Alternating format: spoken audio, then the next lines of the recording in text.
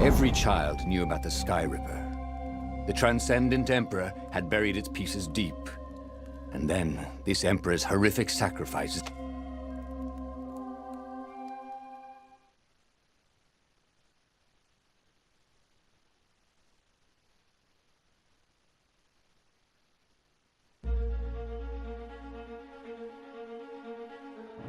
As he set foot on the island, Bernardo couldn't help feeling a bit curious. Was Lapino still waiting to be rescued? No. He was probably drinking champagne with the ravens. Did ravens drink champagne? Did rabbits? Bernardo felt oddly thirsty, come to think of it. Why had he chosen the Sky Ripper? Bernardo never made plans that required constant vigilance. He was a hero. He didn't think too much. He just went with his gut and hoped it all worked out. The Sky Ripper was a long shot. He'd have to devote himself to it. No side journeys, no rescuing old friends. That was against his nature. Could he stick with it?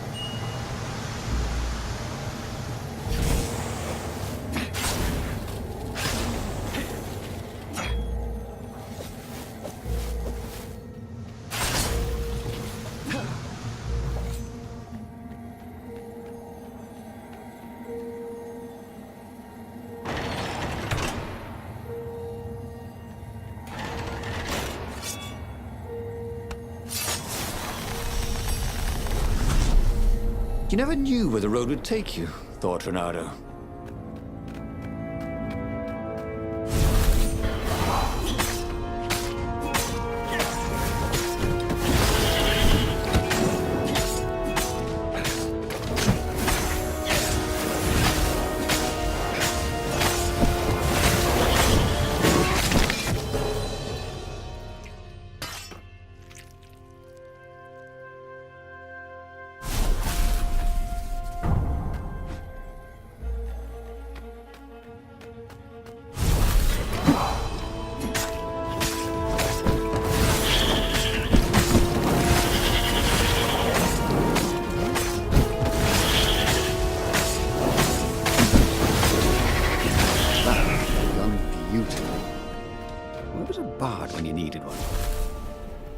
Had to be a way to use the Sky Ripper without causing a catastrophe.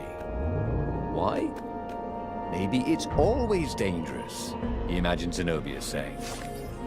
Always the voice of reason, that one. Well, there had to be a way to use the Sky Ripper because not being able to use it was boring. So there.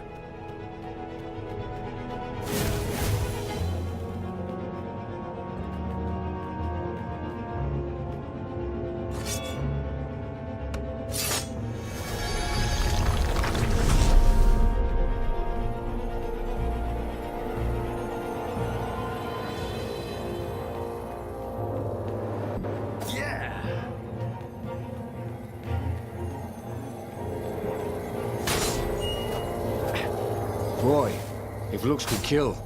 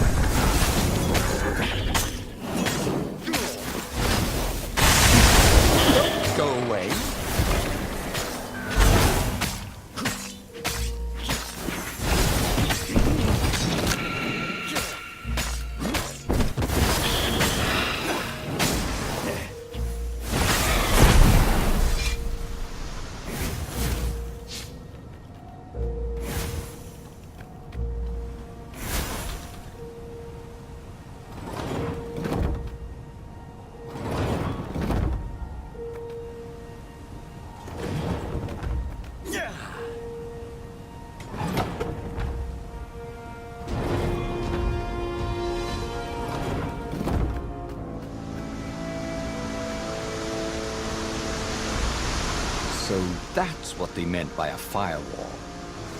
What unlocks a firewall?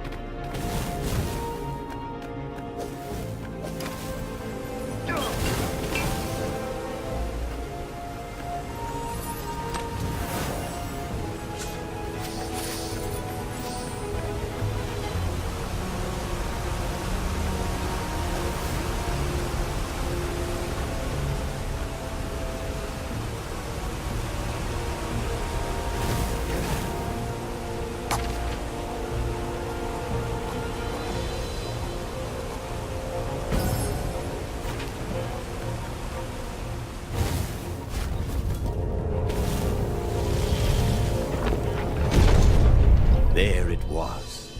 Skyripper's armature. The stuff that dreams are made of.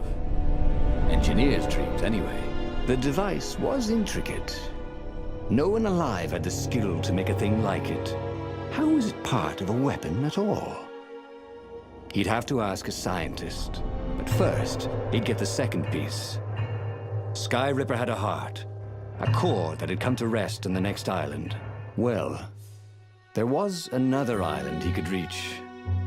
Zenobia had just invaded it with her father's Raven battalions. She must be encamped there still. But fighting Zenobia now, that made no sense at all. He'd already sacrificed one friend to get this armature, was it? He didn't need to hurry to face her. She would find him.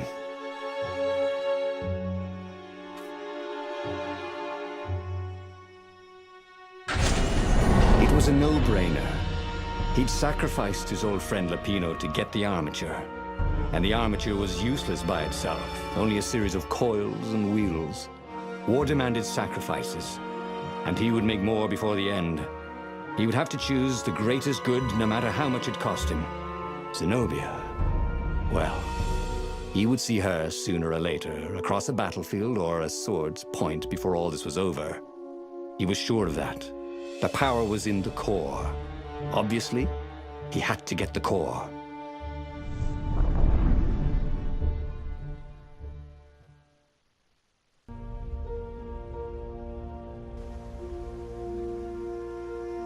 He looked up at the old trees around him. They were so big and so old. They'd been there before he was born, and they'd be there after he'd passed into legend. Was he confronting his own unimportance? What had got into him? He was no philosopher. Anyway, who cares? He was plenty important. He was a hero, and soon he'd prove it.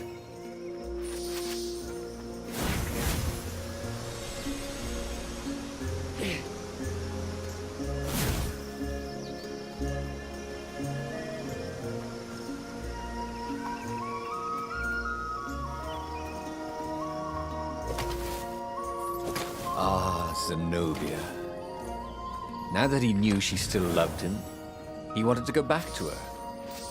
But that hadn't worked out, had it? Maybe it was time to find the core of the Sky Ripper.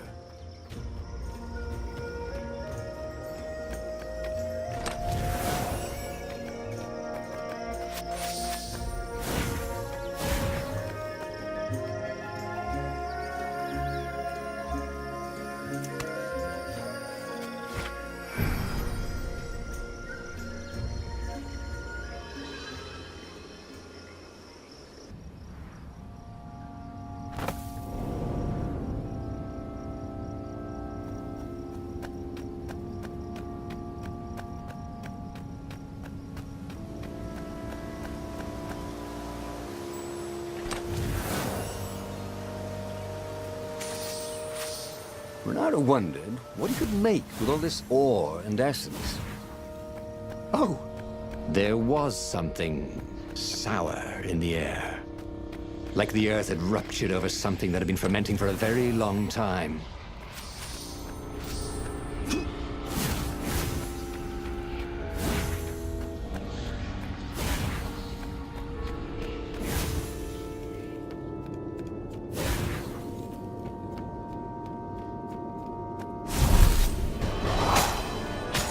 Feels so close to you.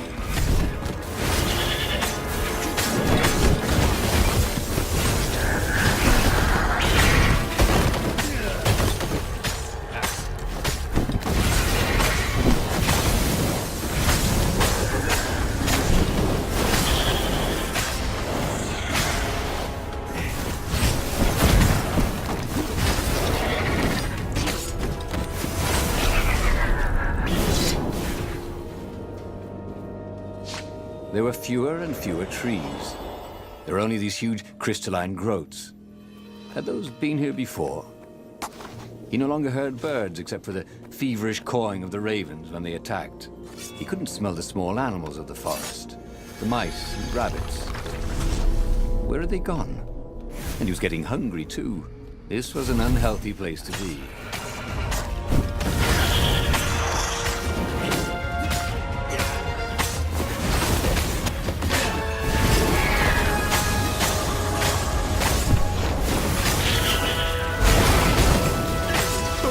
It's a vertical!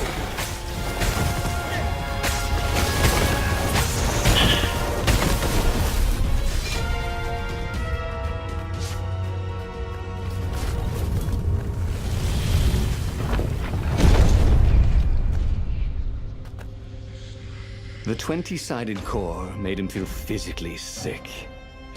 Once he had sneaked into a temple of the dark art, and he hadn't liked what he smelt and saw there. This felt like that. As quick as he could, he wrangled the icosahedron into the armature. The wheels began to spin, then glow. The sick feeling quickly spun away. He carried his prize back to the Farfarer.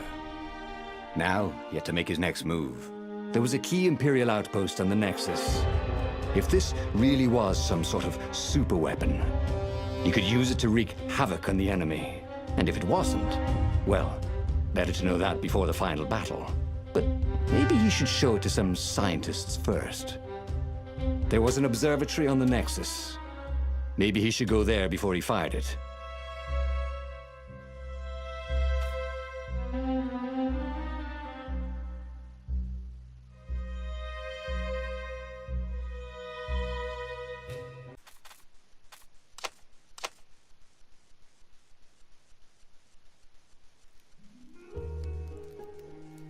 The 20-sided core made him feel physically sick. Once he had sneaked into a temple of the dark arts, and he hadn't liked what he smelt and saw there. This felt like that. As quick as he could, he wrangled the icosahedron into the armature. The wheels began to spin, then glow. The sick feeling quickly spun away. Now he only felt sad. He had lost good friends for this war apparatus. Maybe Lapino wasn't such a good friend. Yeah, that made him feel better.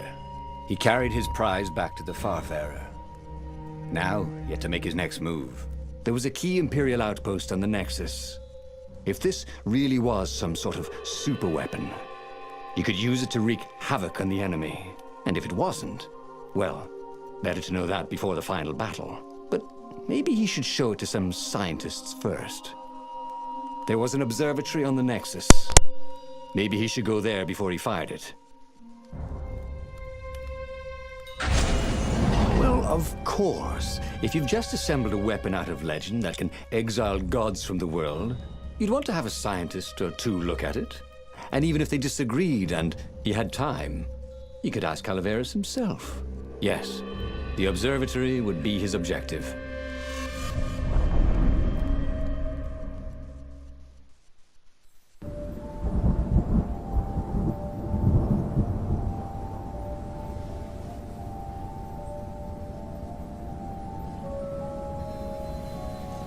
Why had the parts of the Sky Ripper only surfaced now, thousands of years after the Transcendent Emperor had dismantled it?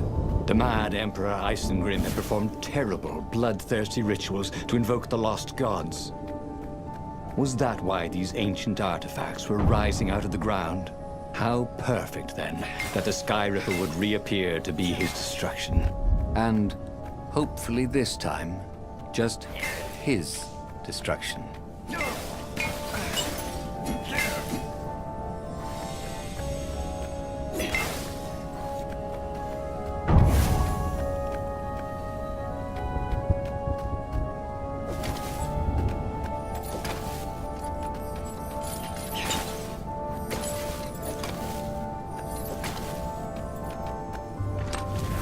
Who leaves these chests everywhere? Wonder, Donato. I should send him a thank you note.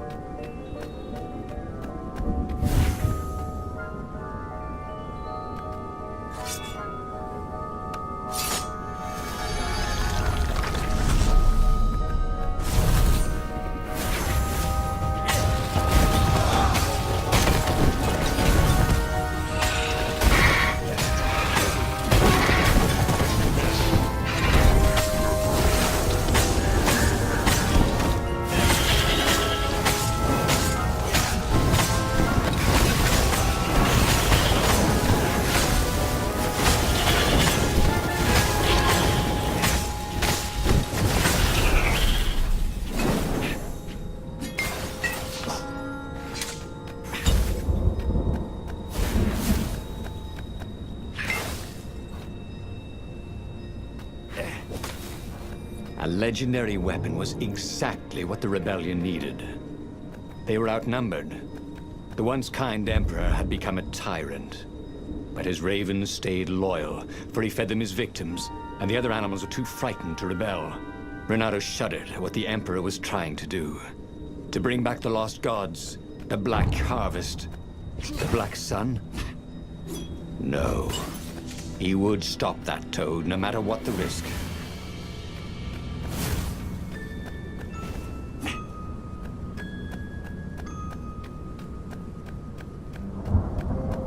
A crafting bench. Renato wondered what he could make with it.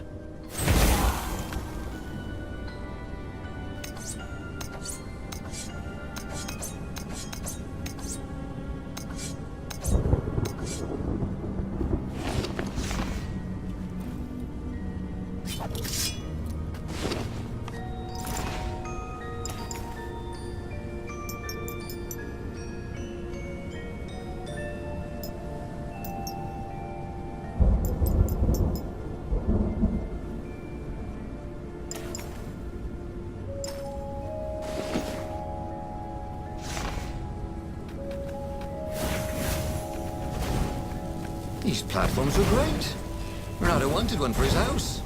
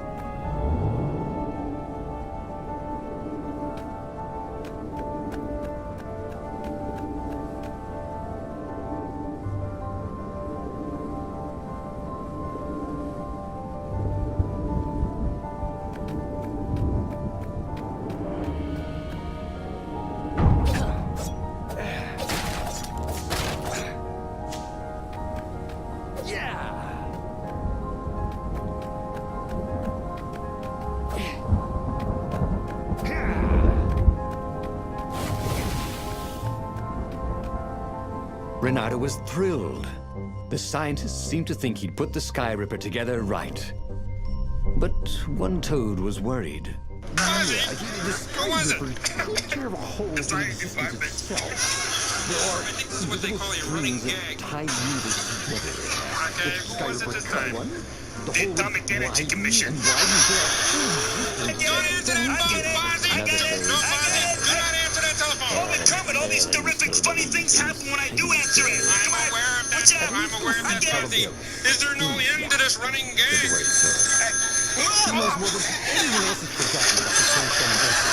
If anyone could tell him how to use this weapon safely, it would be Calaveras. It was he who had told Renato how to find it in the first place. But maybe he had to give up on using it as a weapon. Maybe he had to go to the secret rebel base and ask the generals there what he could do with a weapon that he dared not use. One way or another, there had to be a safe way to use it. On the way to the ruins of the city of Ubar, Renato had plenty of time to ponder what the toads had said. Strings and holes and something called anti-stuff. Well, he didn't understand any of it, but it made him nervous. Renato would hear one metaphor and decide the Sky Ripper was safe, and then another, and worry it was catastrophically dangerous. If it could destroy the entire world, nothing was worth risking that. But if it couldn't, then not using it would be an act of cowardice. Of course, it could be catastrophically dangerous. Renato knew that. But maybe it wasn't always. He would bring the Sky Ripper to the council. Wiser heads would know what to do. Wise men choose death before wiser men choose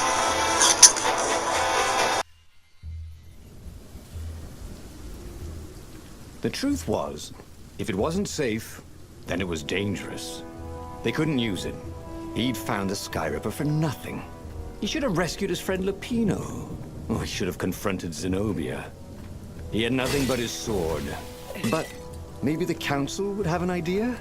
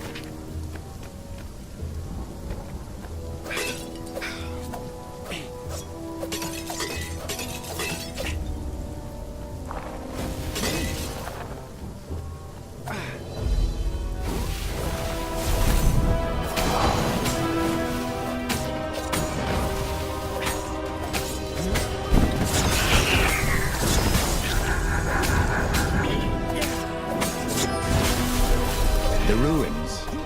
Why were so many ravens scouring the ruins? Had someone betrayed the secret base? Renato had always wanted a flying carpet.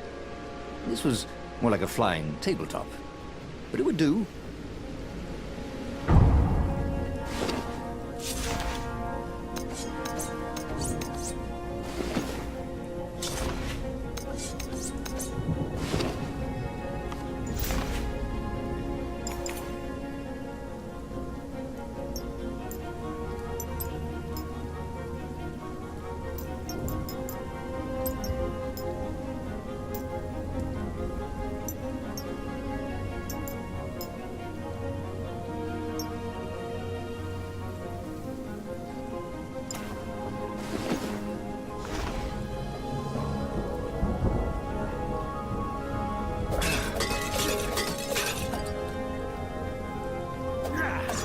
His mother had never let him wave his sword around at home.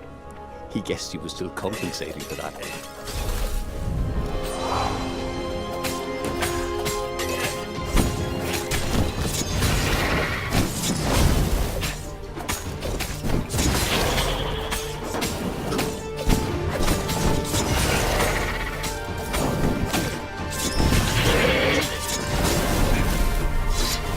The rebellion was in trouble. They'd have to attack, brandishing a super weapon they could not use. It could work. Renato checked to make sure his sword was still working. Yep.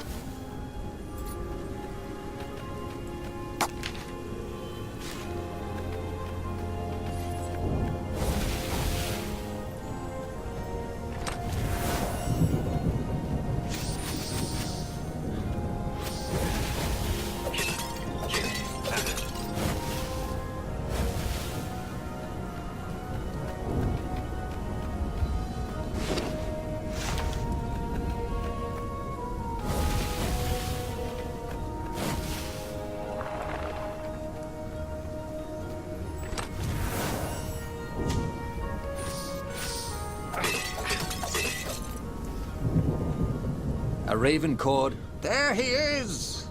And they ran away, cawing. They knew he had the core, didn't they? And they were afraid of it. Little did they know, he couldn't use it. Wait, if they didn't know he couldn't use it... Yes! A sword can be powerful without ever being drawn from its scabbard.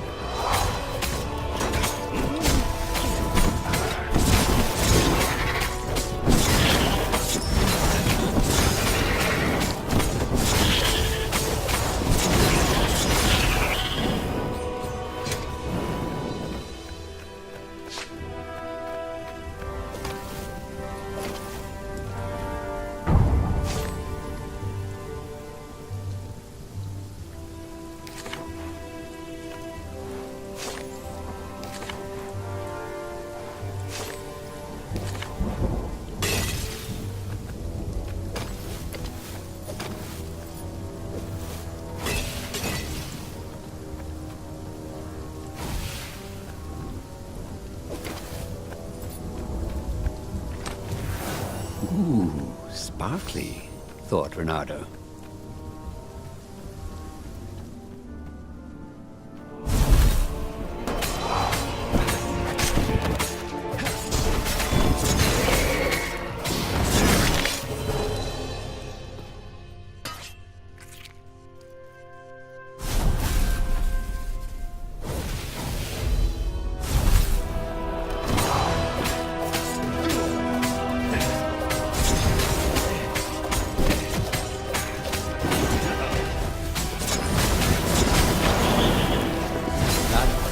Going to hurt. Actually, it already did.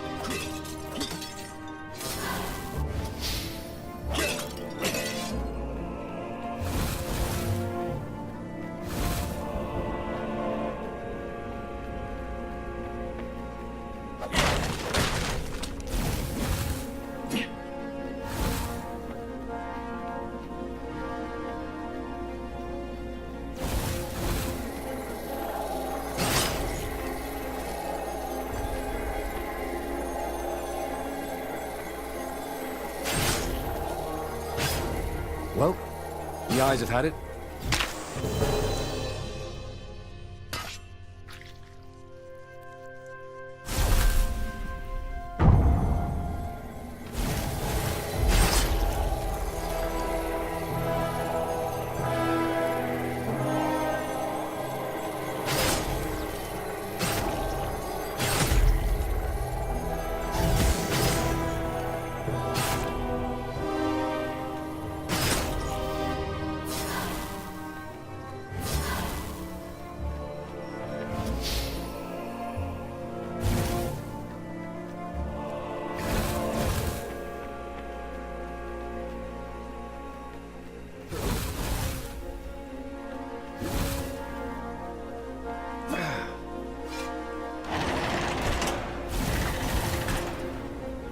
The long stairs.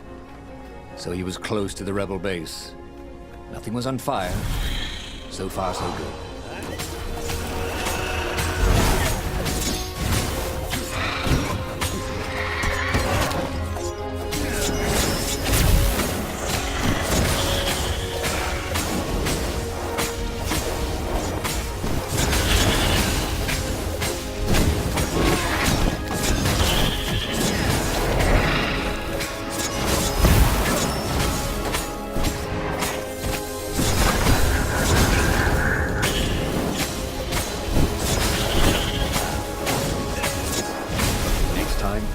Stay away from the other guy's sword, you know?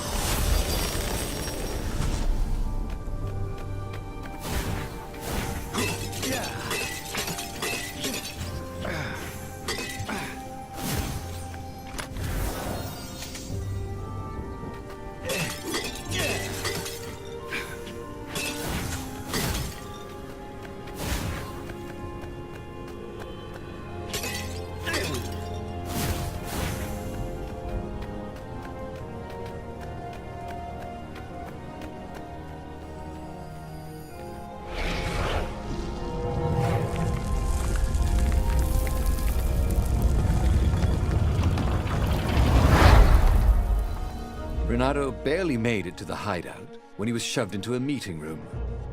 He laid out his plan. They were shocked. Bluff the Emperor with an unusable weapon? Yeah, it's brilliant, laughed Renato. He keeps sending ravens, none of them come back. How does he know it's my sword? I suppose there's no harm if it fails. Take the Sky Ripper into a firing position, Croaked the speaker. I shall attempt to hail him by far, Speaker. It was a huge bluff. Renato had no cards to play. Just a weapon that could maybe destroy everything he hated and everything he loved. Could he be sure it wouldn't work? No, of course not. Of course the Emperor couldn't be sure it wouldn't work, and he must believe in ancient weapons if he hoped to bring back the lost gods, right?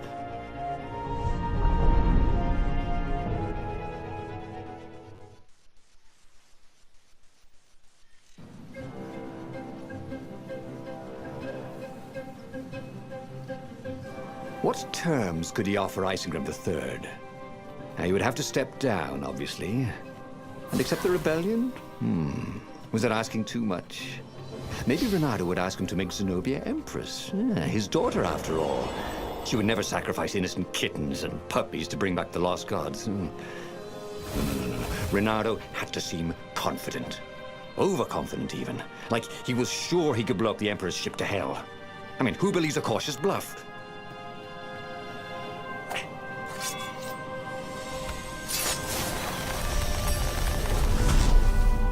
The road less traveled, thought Renato. How intriguing.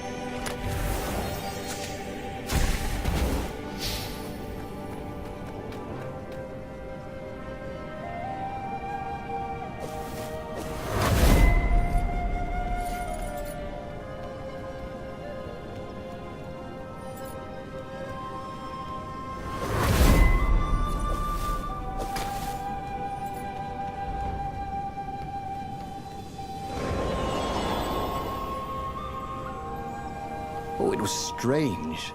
Fighting to place a weapon he could not use. But he could end the war tonight with just a threat. So much more humane than destroying a ship or an entire fleet. And then he would destroy the Sky Ripper in case some other adventurer was tempted. You never knew about some of these other foxes. Soon, it would all be over.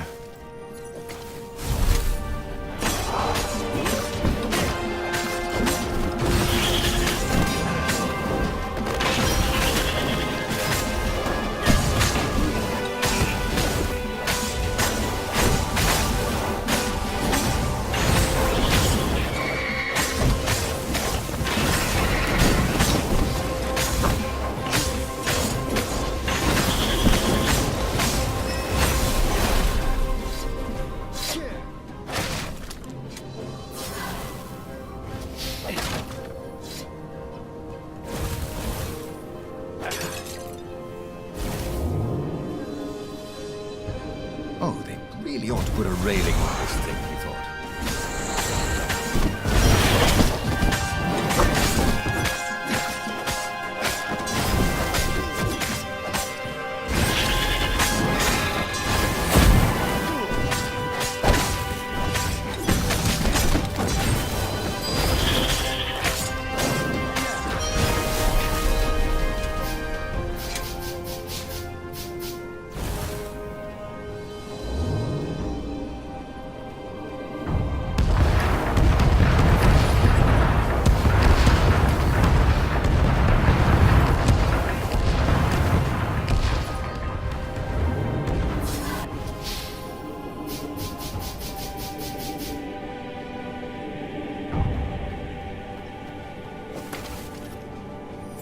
Soon he'd confront the Emperor. Again. This time, he'd make an end of him. He'd screwed up last time, but he had a good feeling about this time.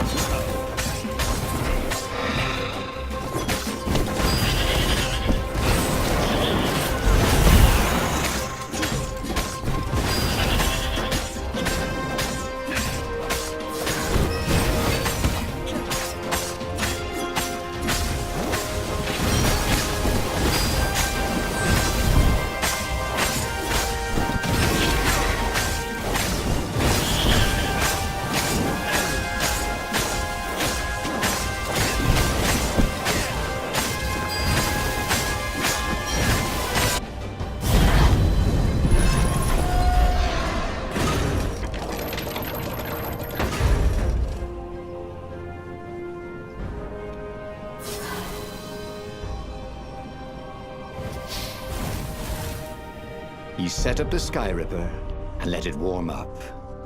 Zenobia came out, flanked by a whole platoon of ravens. "I know you, Renardo. You won't actually use that," she said. "I know what the scientists told you, that it would totally blow up your fleet. You're reckless, Renardo. Bold, dashing, brave, devil-may-care, wild, impulsive, hasty, rash, sometimes even a little harebrained, a bit feckless even. You just don't think things through. Oh, get to the point, woman. But you're not crazy. How do you know I didn't go crazy?" demanded Renardo, doing his very best to look crazy. "Well, go ahead then. Press the trigger." Oh, damn her. She'd seen through him again. She never fell for his bluffs. This was the moment to do something brilliant. To come up with exactly the right thing to say, to make a heroic move. That's what heroes do. Oh, but he couldn't think of anything that wasn't obviously stupid. He was too shocked to move. Her ravens came and seized the Sky Ripper. He stared as they pushed it over the side into the abyss. "Hey! Oh, I fought really hard to get that. It should never have come back." And he had to admit she was right. She had always been right. It was one of the frustrating things about her.